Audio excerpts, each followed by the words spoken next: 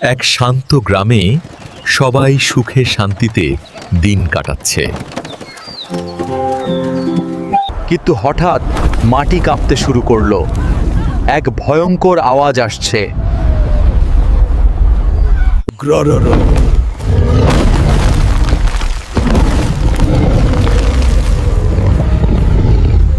আরে এটা কি? Gorilla king! ভাগো ভাগো! গ্রাম শেষ! দৌড়াও! কিন্তু দাদু একদম ভয় পেল না। সে শান্তভাবে দাঁড়িয়ে রইল। আরে লালু, তুই 40 বছর পর ফিরে এলি রে। এ হলো আমার ছোট ভাই লালু। ছোটবেলায় জঙ্গলে হারিয়ে গিয়েছিল। এখন দেখ, গরিলা কিং হয়ে গেছে। কিন্তু এ আমার লালুই। চল রে লালু, দই ভাত খা, সব ঠিক হয়ে যাবে। আর এভাবেই দই ভাতের জাদুতে গরিলা কিং শান্ত হয়ে গেল।